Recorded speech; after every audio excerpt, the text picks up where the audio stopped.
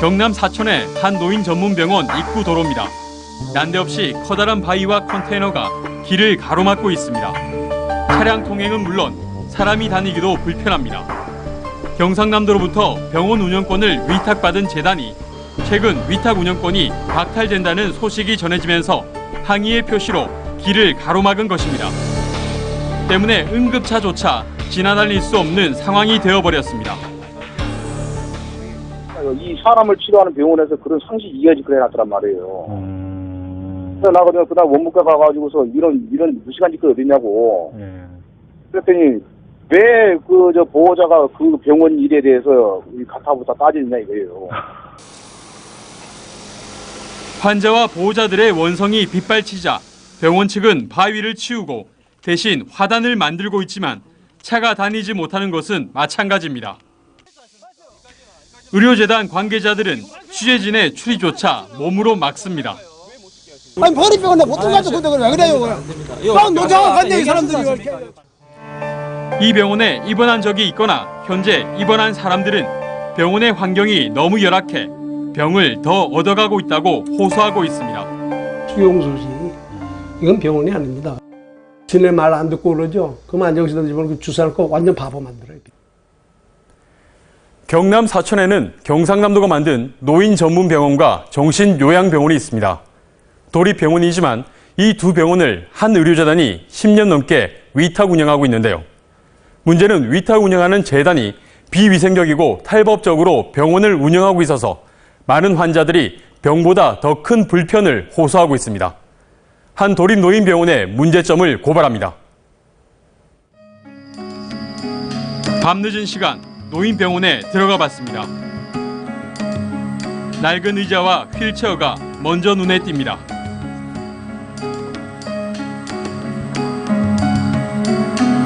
병실마다 설치된 냉난방 장치는 작동 손잡이가 떨어져 나가는 등 군데군데 부서져 있습니다. 한눈에 병원이 낡고 오래된 데다 관리도 제대로 하지 않고 있음을 알 수 있습니다. 또 물조차 제대로 나오지 않아 환자와 의료진들은 개야 등에 물을 담아놓고 사용하고 있었습니다. 며칠 안 오고 나왔다가 안 나왔다 그러거든요. 그래 이제 또 뭐 사이즈가 있는 거지요. 대변만 사이즈가 있어요. 그 누가 어떻게 지울 수가 있습니까?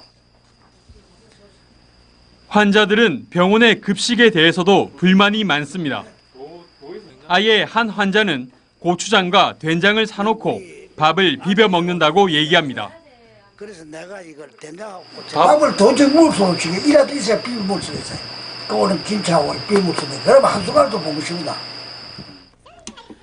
이 노인병원의 식사는 한 끼당 3,390원으로 환자의 소득 수준에 따라 밥값의 20%에서 50%까지 환자 본인이 부담합니다.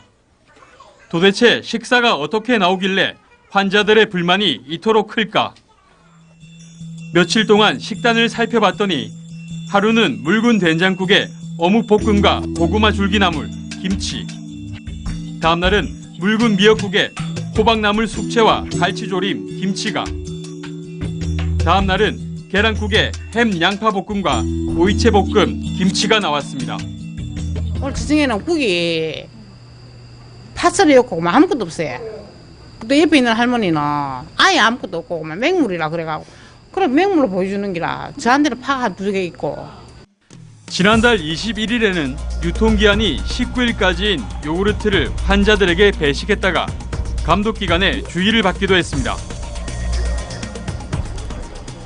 칠순 노모를 이 병원에 입원시켰던 한 보호자는 면회를 갈 때마다 준비해간 음식을 노모가 허겁지겁 먹는 모습에 놀라 급하게 퇴원을 시켰다고 말합니다.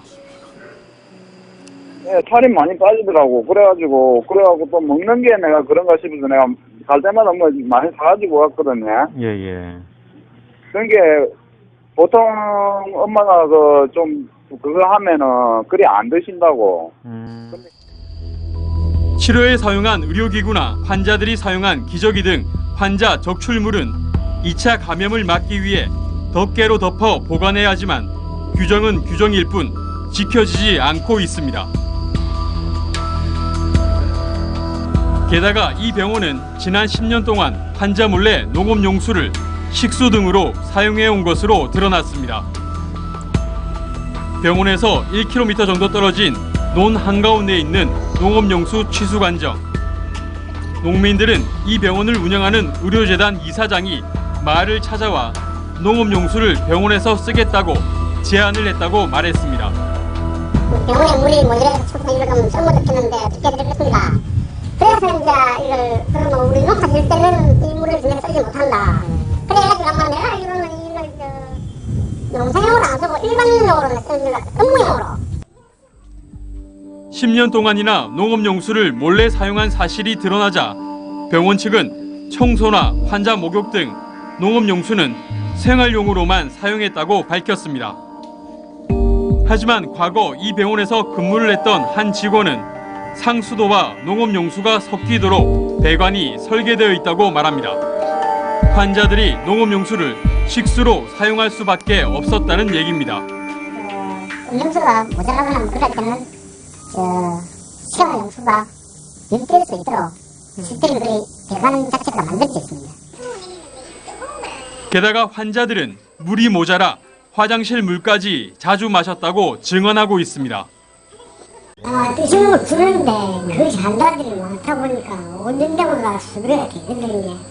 오히려 뭐 말을 어떻게 합니까? 수능을 마시겠다니까. 그게 너무 없어요. 이 병원이 납부한 상수도 요금 내역입니다.